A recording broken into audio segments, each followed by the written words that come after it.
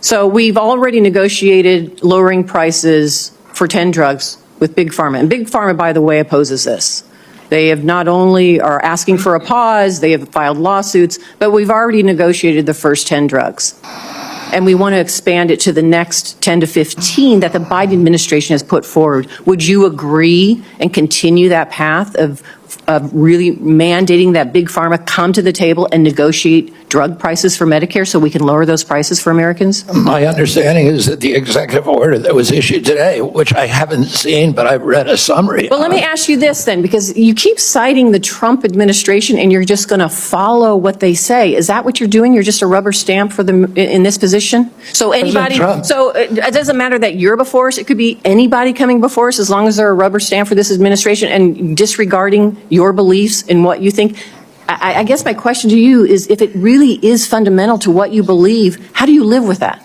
How do you address those issues as you're moving forward, knowing that it's going to harm Americans? Yeah. You want me to answer the question? No, I'm asking you. Okay. President Trump has asked me to end the chronic disease epidemic and make America healthy again.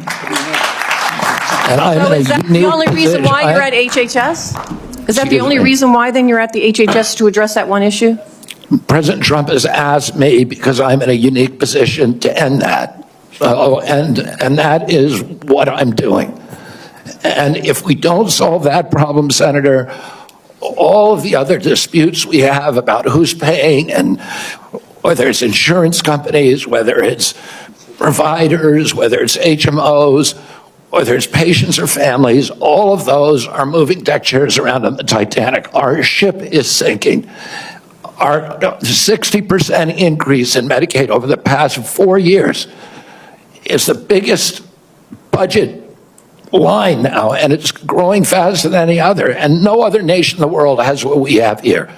No other nation has a chronic disease. We have the highest chronic disease burden of any country in the world. We had, during COVID, we had 16% of the COVID deaths in a country. We only have 4.2% of the world's population. We had a higher death count than any country in the world. And when CDC was asked why, they said it's because Americans are the sickest people on earth. The average person who died from COVID, American, had 3.8 chronic diseases. This is an existential threat economically, to our military, to our health, to our sense of well-being. And it is a priority for President Trump. And that's why he asked me to run the agency. And if I'm privileged to be confirmed, that's exactly what I'll do.